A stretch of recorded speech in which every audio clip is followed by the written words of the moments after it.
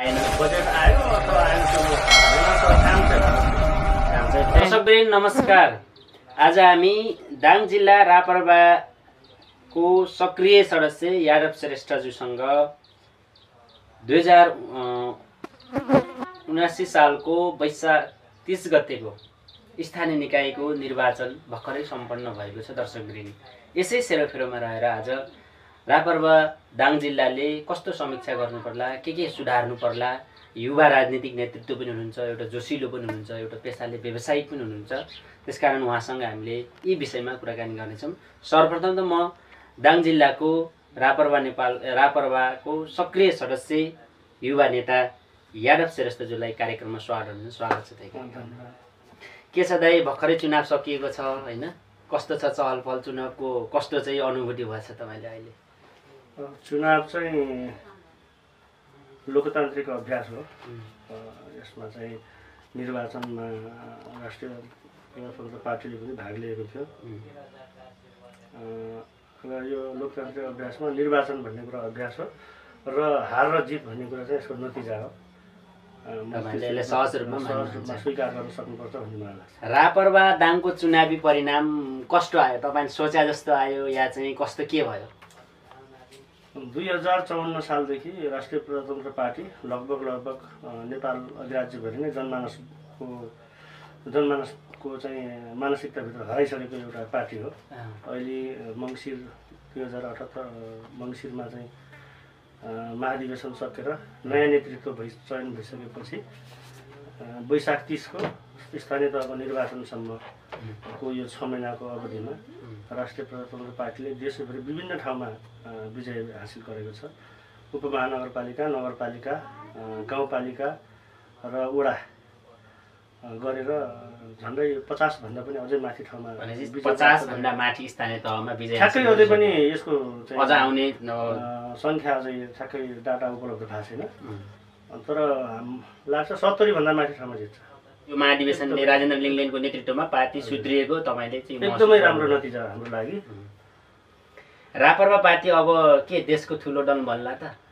राष्ट्रिय प्रजातन्त्र पार्टीको के छन् त्यस्ता भिजनहरू? राष्ट्रिय एजेन्डालाई सबभन्दा पहिला जनताले बुझ्न जरुरी छ। अहिले 6 महिनामा चाहिँ महाधिवेशन भयो। यो महाधिवेशनबाट राजेन्द्र लिङ्गलेले नेतृत्व लिइसकेपछि पार्टी सुधार भएको तपाईँलाई चाहिँ शुभा छ। रापरबा पार्टी घोराइ सोह्रको परिणाम अनुसार कस्तो तपाईँलाई लागिरहेछ? जनताले धोका दिए या चाहिँ तपाईँले के महसुस भएको छ? होइन, त्यसरी जान हुँदैन। जनताले धोका दिए भन्ने शब्द प्रयोग गर्न मिल्दैन। जनता स्वतन्त्र हो, जसलाई भोट हाल्न चाहन्छन्, जुन राजनीतिक आस्थालाई चाहिँ मन पराउनुहुन्छ उहाँहरूले त्यसैलाई भोट दिनुहुन्छ। जनतामा कुनै गुनासो छैन। जनतामा कुनै गुनासो छैन। राष्ट्रिय प्रजातन्त्र पार्टी आफैमा एउटा नयाँ पार्टी भएको कारणले गर्दाखेरि जनमानसमा जान सकिरहेको छैन। अहिले सङ्गठन विस्तारको अवस्था छ, चाहिँ यो सङ्गठनहरू निर्माण गर्ने अवस्थामा छ। त्यस कारणले गर्दाखेरि हामीले चाहिँ जनताले जति भोट दिनुभएको छ त्यसलाई चाहिँ एकदमै हृदयदेखि सम्मान गर्छौँ। जति भोट हाम्रो परिणाम जस्तो आए पनि घोराइ सोह्रको आम मतदाताहरूले तपाईँलाई शुभेच्छाको रूपमा एउटा चाहिँ पार्टीलाई जति भोट दिनुभयो त्यसको लागि जनताप्रति तपाईँ घोराइ सोह्र आभारी हुनुहुन्छ। एकदमै धेरै रापरबामै बनाउनको लागि जन लेभल जनस्तरमा कसरी चाहिँ प्रसार अनि यसको चाहिँ क्रियाकलापलाई प्रभावकारी ढङ्गबाट कसरी सुचारू गर्नुहुन्छ?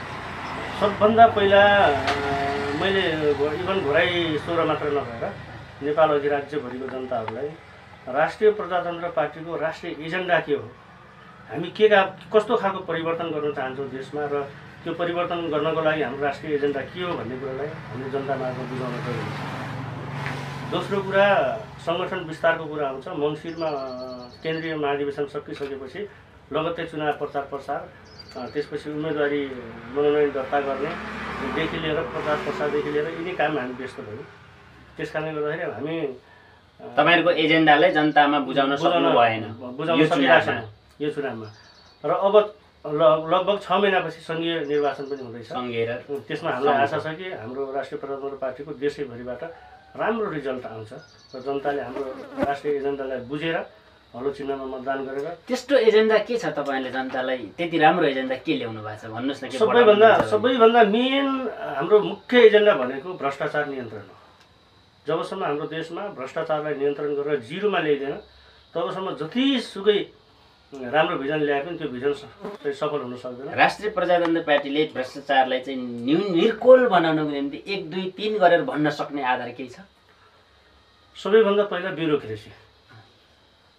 ब्युरोक्रेसीलाई चाहिँ कम गर्नको लागि राष्ट्रिय प्रजातन्त्र पार्टी यदि सरकारमा गयो भनेपछि प्रहरीदेखि लिएर आर्मीको जवानदेखि लिएर तपाईँको अरू अन्य कर्मचारीहरू, सरकारी कर्मचारीहरूदेखि लिएर निजामती कर्मचारीहरू सबैलाई सन्तोषजनक स्यालेरी दिन सक्नुपर्छ।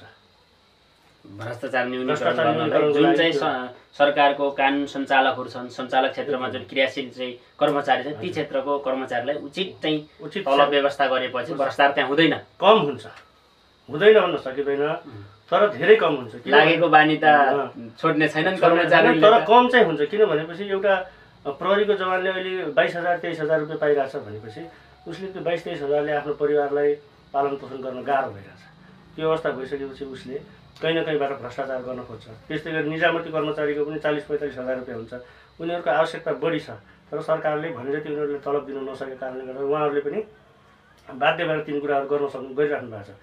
त्यो सब चिजलाई त्यो नियन्त्रण गर्नको लागि कर्मचारी, निजामती कर्मचारी, आर्मी, प्रहरी, सशस्त्र जति पनि सरकारी कर्मचारी छन् उनीहरूको तलब चाहिँ राम्रो हुनुपर्छ भन्ने मेरो भनाइ। तपाईँको पार्टीलाई जिताउनको निमित्त के छ घोराइसोरामा तपाईँका मुख्य चाहिँ सङ्कल्पहरू? अन्य दलहरूलाई परास्त भन्दा पनि उहाँहरू धेरै पुरानो दल हो, ठुलो दलहरू पनि हो, एमाले, काङ्ग्रेस भन्ने कुरा चाहिँ उहाँहरूलाई परास्त भन्दा पनि परास्त गर्न, उहाँहरूलाई पराजय गर्नको लागि सबैभन्दा मुख्य कुरा चाहिँ हामीले हाम्रो पार्टीको एजेन्डालाई नै जनताको माझमा लैजानुपर्छ।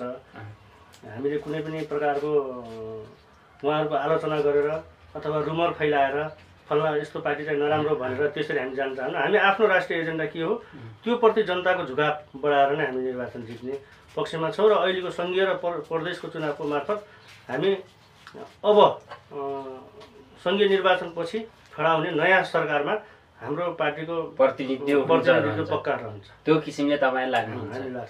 घोराइसोरामा अब विपक्ष एउटा प्रतिपक्षी राजनीतिक दलको हैसियतमा यहाँको जुन निर्वाचित भएर आएका छन् विभिन्न पार्टीका नेतृत्वहरू, वडा सदस्यहरू, वडा अध्यक्षहरू, अब उहाँहरूलाई तपाईँहरूको के हुनेछ सल्लाह सुझावहरू? रचनात्मक ढङ्गबाट कस्तो किसिमको त्यहाँ रहनेछ तपाईँहरूको चाहिँ प्रतिनिधित्व? निर्वाचनको मिति घोषणा गरिसकेपछि निर्वाचन सम्पन्न हुनको दिनसम्म हामी सबै राजनीतिक दलका नेता कार्यकर्ताहरूले आफूले आस्था राखेको राजनीतिक दललाई समर्थन गर्ने र त्यो उसको लागि भोट माग्ने हामी सबैको दायित्व हो राजनीतिक दलको हैसियतले। र हार र जित यो निर्वाचनको नतिजा हो, यसलाई हामीले स्वीकार्नुपर्छ। र अब जितिसकेपछि उहाँहरू चाहिँ जो विजय प्राप्त गर्नुभयो उहाँहरू चाहिँ फेरि 16 नम्बर वडाको सबै वडावासीहरूको चाहिँ नेतृत्व गर्ने प्रतिनिधि हो, जनताको प्रतिनिधि भएको कारणले गर्दा उहाँलाई जनप्रतिनिधि भनेको हो। अब समग्रमा उहाँहरूले वडामा आधारभूत आवश्यकताहरूलाई मध्यनजर गरेर विकास निर्माणको कामलाई पारदर्शी ढङ्गले चाहिँ समापन गर्न सक्नुपर्छ भन्ने मेरो भनाइ। जस्तै खानेपानीको समस्या छ, यो त चरम समस्या छ घोराइसोरामा। तपाईँहरूले पनि त अब सरकारलाई त घचघच्याउनुहुन्छ होला नि, स्थानीय सरकारलाई त। यो खानेपानीको समस्या घोराइसोराको पुरानो समस्या हो। यही समस्यालाई लिएर हाम्रो अहिले वडा अध्यक्षमा उठ्नुभएको उम्मेदवार जगत श्रेष्ठज्यूले नै ज्यूकै पहलमा यो खानेपानीको चाहिँ सुरुवात भएको हो। खानेपानीको जेन्युन समस्या सोह्रमा छ, खानेपानीको समस्या छ। त्यसपछि अब बिस्तारै 8-10 वर्षपछि यहाँ ढल निकासको पनि समस्या हुन्छ, किनभने प्लटिङ अव्यवस्थित ढङ्गले भइरहेका छन्। त्यो प्लटिङमा बसेका घरदेखि निस्किने चाहिँ फोहोरहरू कहाँ गएर कता जम्मा हुने भन्ने कुरा अहिलेसम्म थाहा छैन, अव्यवस्थित छ। र यो ढल निकास पनि जरुरी छ। अहिले सोच्नुपर्छ, सुन्दरनगरको कल्पना गरिसकेपछि ढल निकास एकदमै जरुरी छ। यो घोराइसोराको अव्यवस्थित यो सहरीकरण भइरहेछ हैन, घर बन्ने निर्माण हुने कार्यहरू भइरहेछ।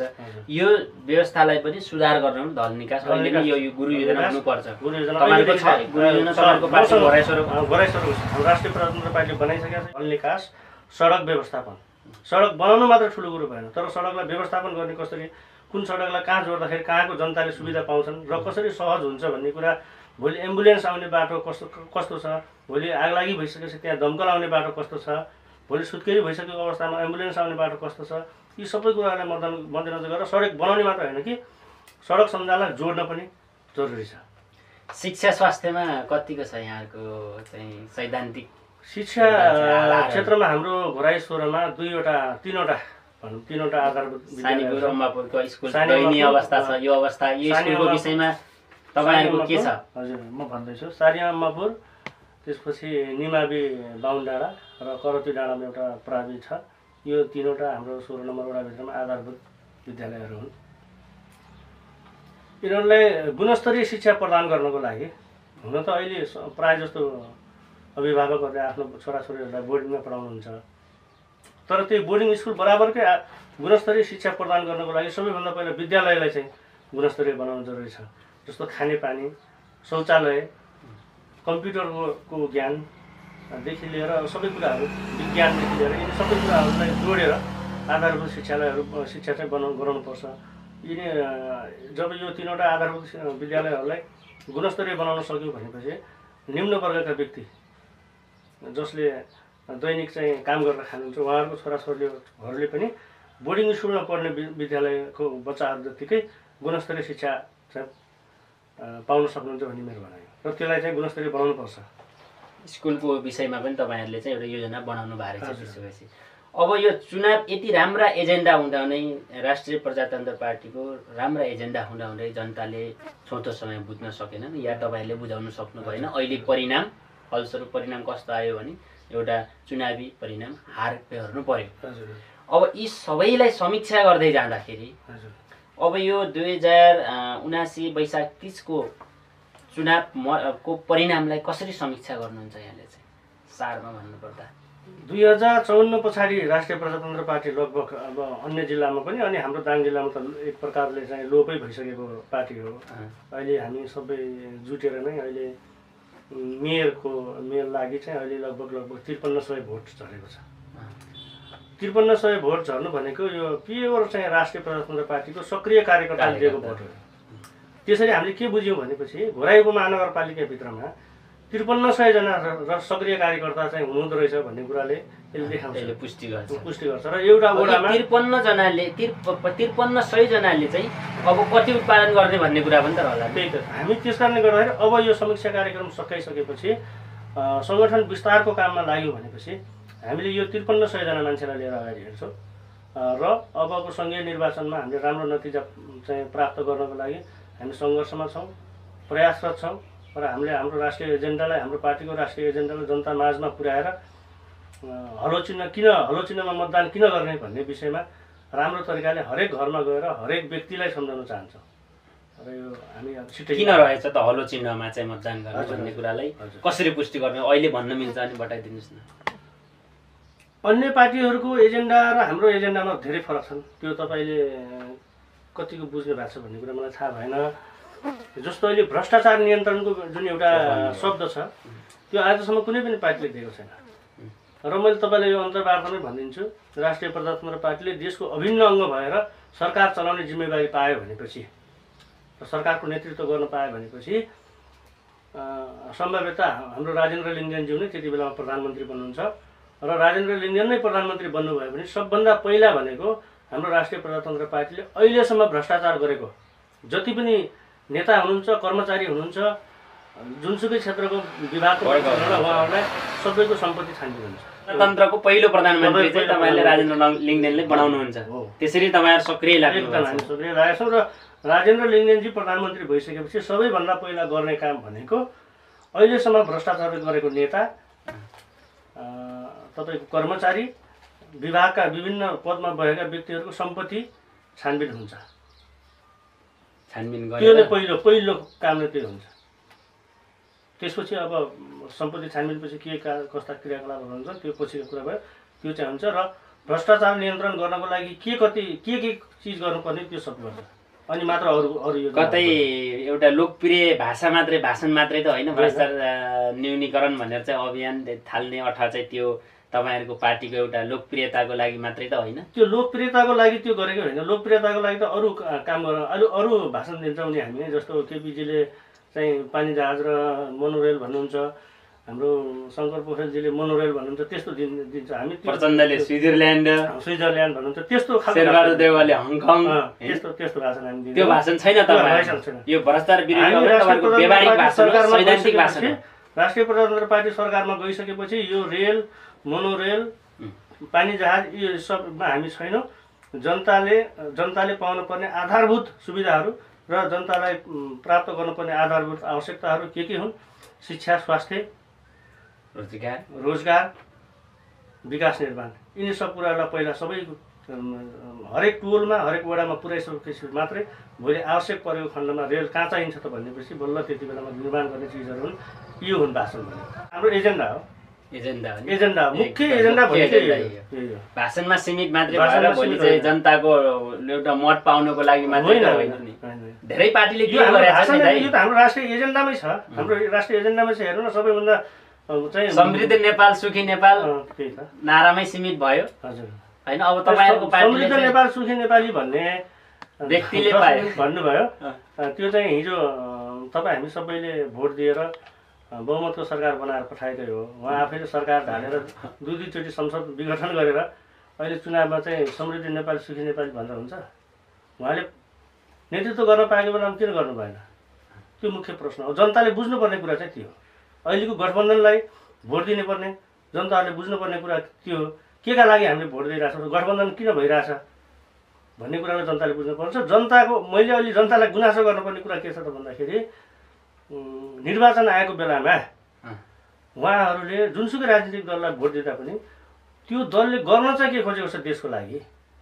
आजसम्म त धेरै निर्वाचनहरू भए, तर हारजित पनि भयो। तर कसको भयो त भन्दाखेरि नेता र राजनीतिक दलको मात्र भयो क्या, जनताको भएन। जनताको हारजित भएन। जनता सधैँ हार बेहोरिरहेछन्। जसलाई जिताए पनि जनताको हार नै हुन्छ।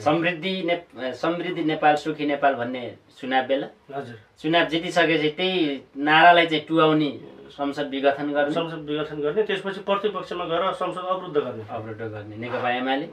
अनि माओवादी र काङ्ग्रेस पार्टीहरू पनि त होला नि कुराहरू गर्नै चाहन्न होइन। अब माओवादी हिजो चाहिँ माओवादीका एजेन्डाहरू के थिए भन्ने कुरा हैन, मिल्छ। तपाईले एउटा स्विजरल्यान्ड बनाउँछु भन्ने हैसियतले भन्नुभयो। घोराइलाई चाहिँ के अरे तपाईँको यो औद्योगिक क्षेत्र बनाउँछु भन्ने पनि नेताहरू यहीँ हुनुहुन्छ होइन। हिजो हार्नुभयो होइन। अब हिजो यो घोराइ तुलसीपुरलाई 4 लेन बनाउने नेता, घोराइ तुलसीपुरमा मोनोरेल बनाउने नेता पनि यहीँ हुनुहुन्छ। मोनोरेल चाहिँ चलाउने नेताहरू हुनुहुन्छ। पार्टीले यस्तो चाहिँ हावादारी गफ गर्नु त्यो गफ कामै जुन कुरामा हामी जनतालाई काम छैन, जरुरी छैन भने त्यो गर्न जरुरी छैन।